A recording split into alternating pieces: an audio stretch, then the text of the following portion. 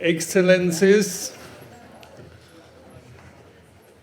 ladies and gentlemen, it is my great honor to welcome you to this year's celebration of World Interfaith Harmony Week.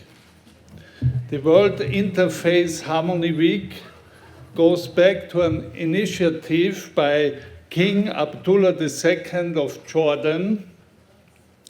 In 2010, he suggested that the first week of February should be every year dedicated to interfaith harmony. And immediately all representatives of the UN General Assembly accepted, and since this year, this week has this special focus. The topic of the first session, as you can see, is interfaith peace building and crime prevention. And clearly, this is a really, really important topic nowadays in a variety of areas, such as international relations or conflict mediation and criminology. There is widespread recognition that interfaith dialogue and cooperation are absolutely necessary to build social capital and a radius of trust on both local levels and global level. The United Nations recognized the imperative need for dialogue among different faiths and religions to foster peace, to foster harmony, to foster what bonds us all together, and that is humanity. Now, ever since the creation of the UN Charter 75 years ago in San Francisco, multilateralism has become an essential component for how we, the peoples of this world, work together to find solutions to common threats and challenges that affect us all. Now, in view of the challenges and the challenging times we currently face, working together across all faiths with the willing is absolutely essential. Our social contract needs to be revisited.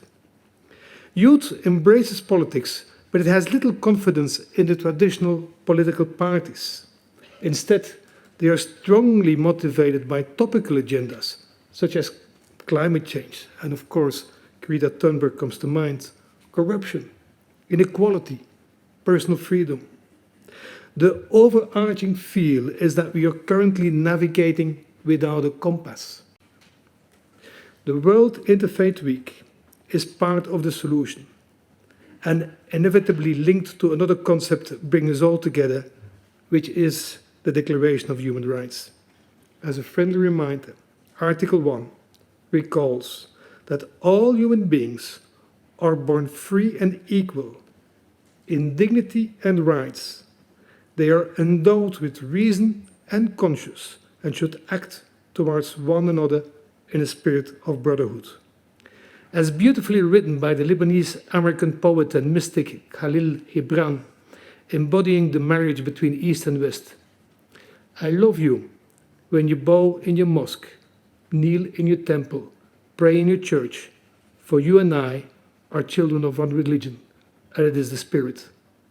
How can we ensure that the principles of the UN Charter remain as valid today as it was in 1945? Overwhelming majority of our population is Muslim, but immediately after independence of Pakistan, the vision which our founding father gave, I'll just read two sentences from the address he made in 1948, August 1948, and he said, "You are free to go to your temples, you are free to go to your mosques, or to any other place of worship in this state of Pakistan. You may belong to any religion or caste or creed that has nothing to do with the business of the state." In the recent years, in say last 2 decades, the governments, political parties have shown deep commitment to addressing interfaith relations in a very constructive manner.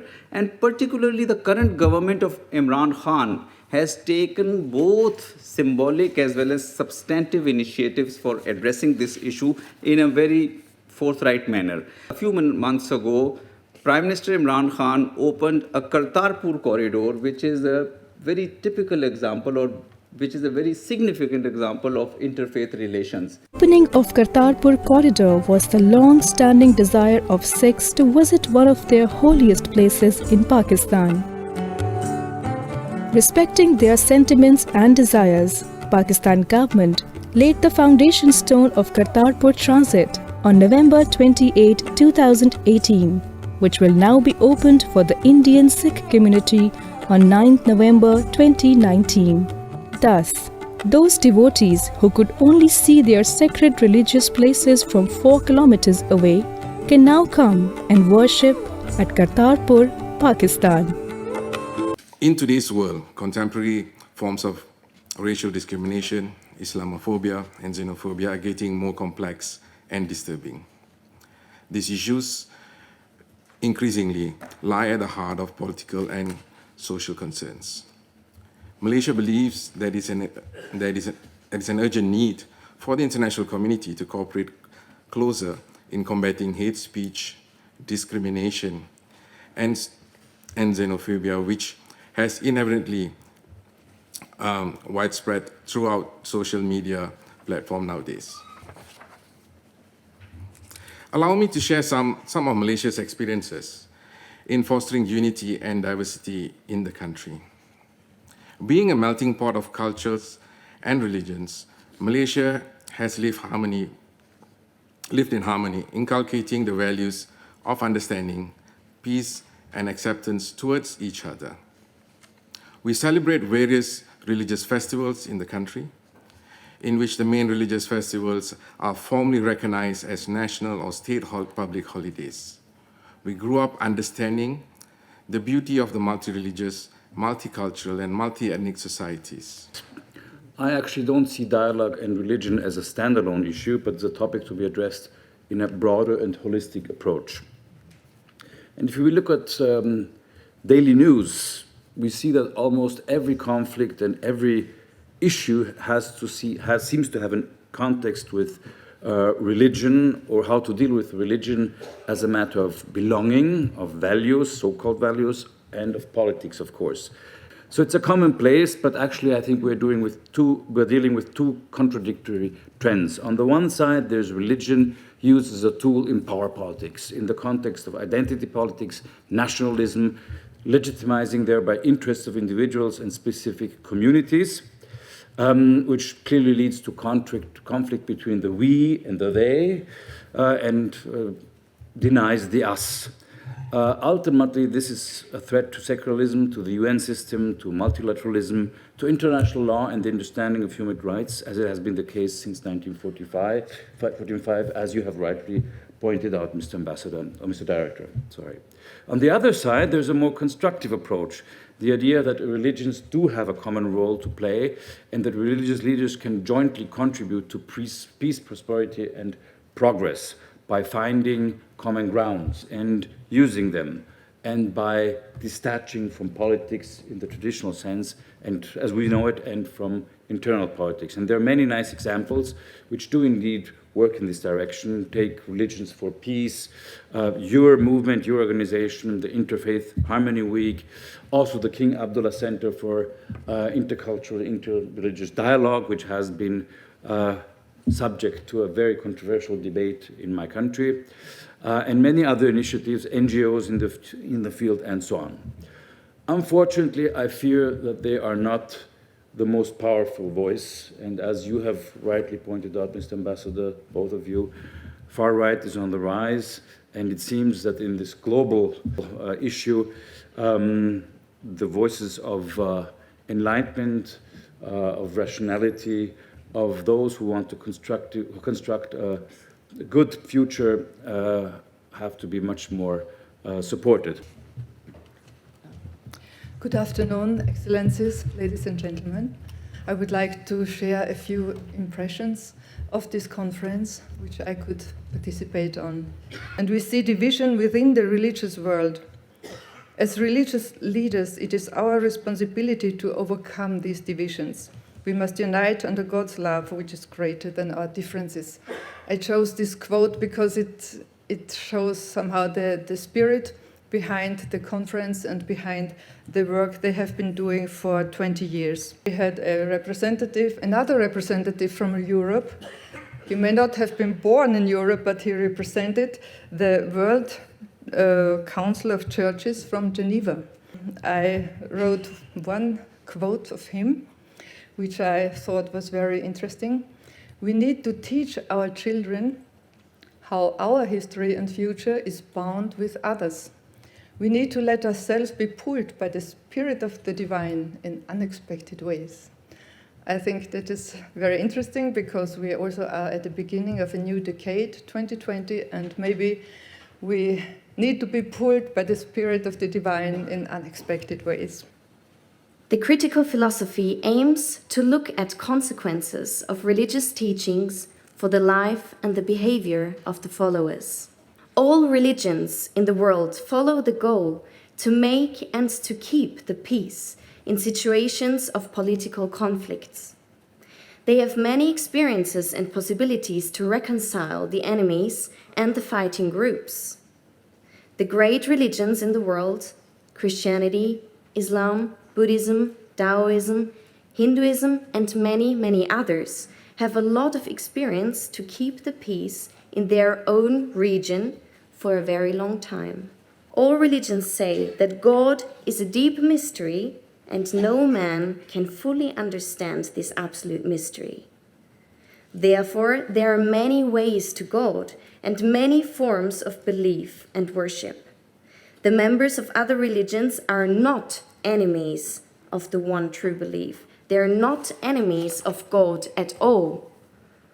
They are only going another way of religion, another way to the one God of all mankind.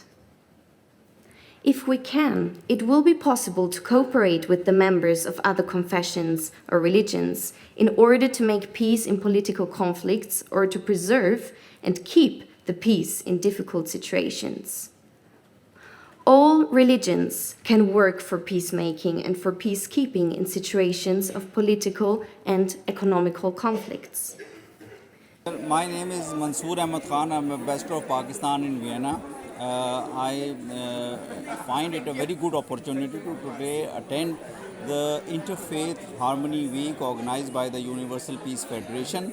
I believe that interfaith harmony is most important element for international peace, stability, harmony and progress of the world society. We in Pakistan are trying to promote interfaith harmony through practical measures.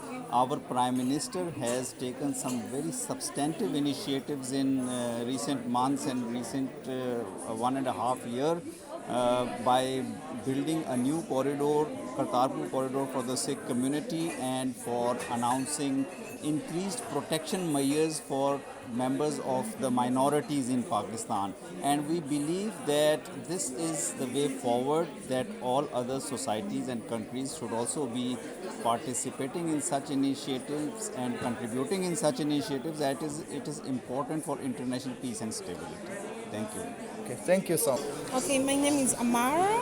Yeah, I'm a student at the University of Vienna. Okay. So, what is your experience about Harmonic and especially today's conference?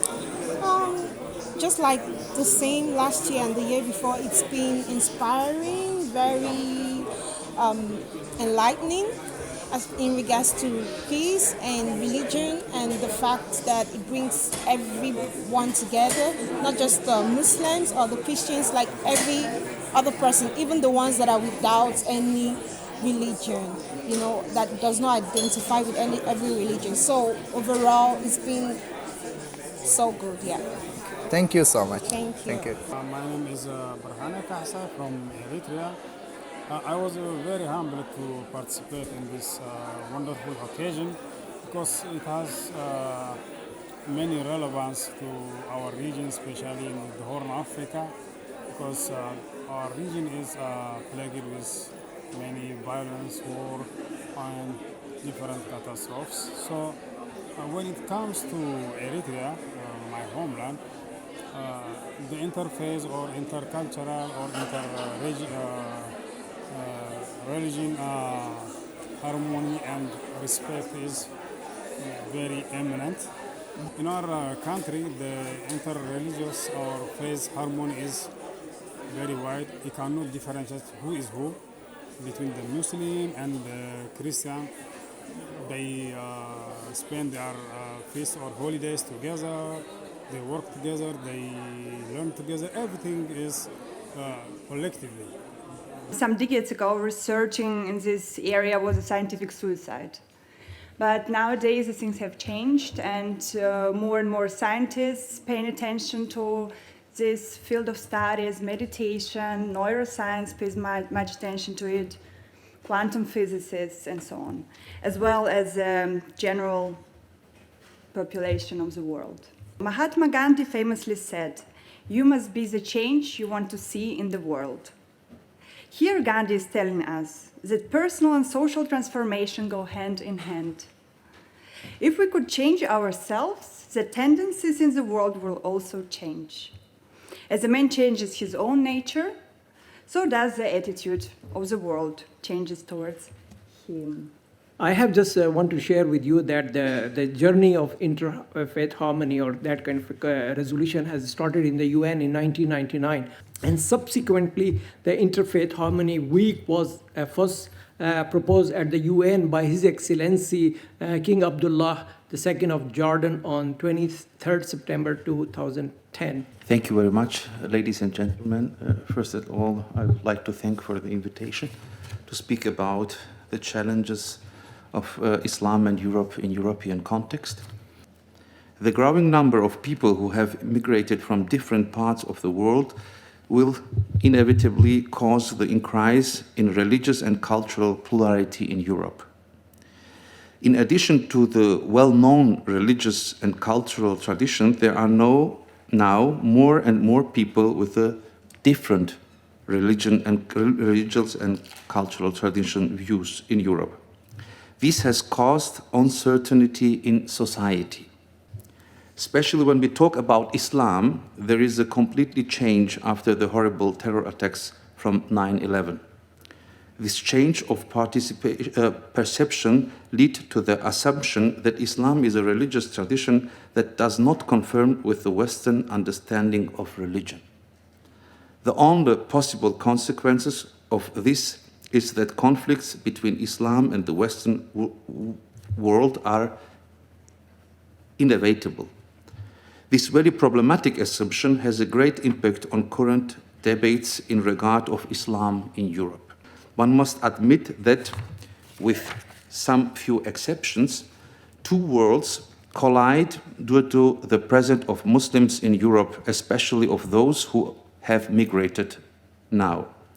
On the one hand, we have a world in which religion still has some kind of sovereignty of interpretation and continues to play a role in everyday life. On the other hand, the European side, there dominates a secularized world in which religion is of lower importance and is forced into marginal position. Considering the many challenges with which we are faced, there is the necessity of a mutual understanding and of a differentiated approach to the existing problems in the line with the valued encounter. Because, and that's my last sentence, because our future will not depend on the set challenges, but on the answers which we will find together. Thank you very much. The World Interfaith Harmony Week is also based on the two commandments by adding love of God and love of neighbor. Mr. Nicolescu. Thank you. So it's a pleasure to be here with you on this occasion of the World Interfaith Harmony Week. And this panel is focusing on faith-based organizations and the UN Sustainable Development Goals. So I think it's interesting to note that, at least on the surface, none of the 17 strategic development goals are addressing religion and faith directly. But for each of the SDGs, we can identify the crucial roles played by faith-based organizations, which run hospitals, schools, feed the hungry, care for those in need, seek peace. In particular, over the years, my work has focused a lot on two different conflicts, one in Sri Lanka and also in Israel and Palestine. And I will share some of the experiences we have made in both places. Sarvodaya sponsors actually public meditations in which tens and sometimes hundreds of thousands of Buddhists, Hindus, Muslims, and Christians meditate together on each other's welfare. Meditation is the first step at Sarvodaya before attempting to satisfy other needs. But there is one more need identified, which is not as well reflected in the SDGs: cultural and spiritual performance. And I believe it is central to Sarvodaya's success, awakening and changing minds as a first step towards development. Yet different religions have different worldviews, and sometimes they clash. Often this becomes more acute when religious identity and national identity become more linked. This is the case still in Sri Lanka today. It is a growing trend around the world and on every continent, including here in Europe, as Mr. Palmer mentioned earlier today. When worldviews clash, peaceful resolution of conflicts is more difficult. So the other area I've been involved with over the years is been on the news in recent times, Israel and Palestine. So why has peace remained so elusive in this case? One of the things that occurred to us when talking with our friends in Israel and Palestine is that when we look at the Oslo peace process, the mediators, the negotiators on both sides were primarily from a secular perspective and didn't fully understand the religious dimensions of the conflict. And these different, what you can call illiberal constituencies on both sides. And illiberal not meaning it negatively, but in the fact that these communities, if you would call them liberal, would be offended. So key issues had been left for last, and many of them with a strong religious component. And so these worldviews, this liberal worldview, is unable to take them into account. We have to be taking much greater consideration to the nuanced, deeply embedded sacred values that each religious constituency attaches to the same land, and in particular, the Holy Esplanade. So we're trying to find ways in making these different worldviews not agree, but find ways that they become more compatible. As an intercultural organization, I will speak somehow in general about the role of the intercultural organizations in achieving the Sustainable Development Goals. We can clearly see that we have several difficulties in our world. We have economical, social, political, and environmental challenges. In fact, we can say that by achieving Sustainable Development Goals, we can find concrete solutions. But first, the first step is to be aware about our problems and to have the responsibility, the critical thinking, and the mentality which can develop methods and mechanisms to achieve these goals. One of our goals in our organization is to work on the concept of coexistence. And we define coexistence as to live in peace with others, to accept and respect others. But we had to ask ourselves, coexisting with whom? The best way to coexist with someone is to know him, his culture, tradition, background, history, mentality, and philosophy, etc. In other words, how can we use knowledge to work against prejudice and stereotypes? From our point of view, the most important requirements and necessities to achieve justice, awareness, equality, acceptance, creativity, human values, human rights, and other sustainable development goals are education and knowledge. Thank you. Honorable Peace is the title of the book, and it's dealing about peace in the Middle East. Who am I to tell you such a dream? I am a Catholic theologian, as he has said. I also studied political science, and I lived in the United States for 5 years. There I learned to see all religions as essentially one. And that led me to find a highly respected Muslim Sufi sheikh. In his Cairo community, I lived for a full year, nearly 40 years ago. There I got to know Islam quite well, and the sheikh confirmed my insight. So I I became a psychotherapist, today dealing mainly with refugees from the Middle East. Then the shock of 9/11 revived my rich experiences with Islam.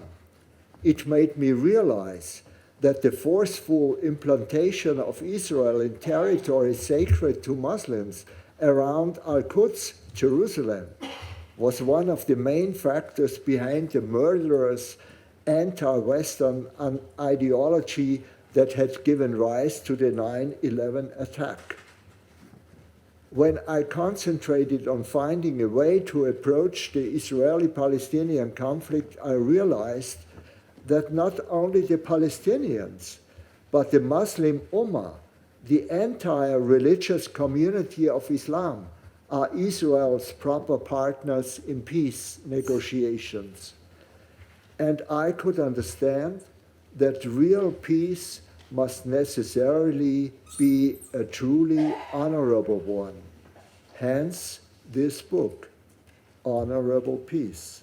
I would just like to share my personal experience. Of course, it's connected to my work in UPF, and in the Universal Peace Federation, we create a framework for meeting other cultures and interreligious dialogue, for example, interreligious breakfast meetings and things.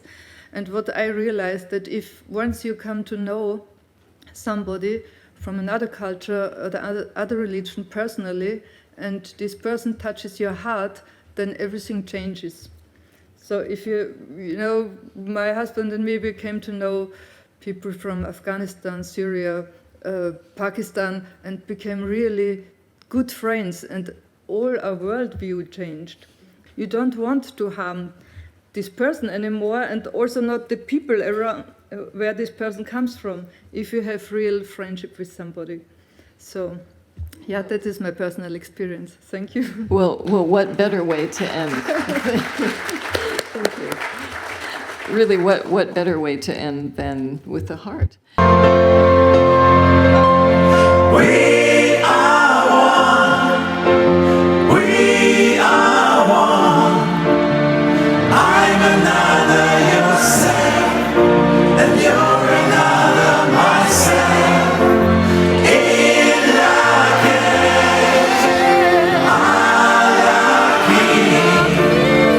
Vasudaiva Kutumbakam Metakoye Oyasi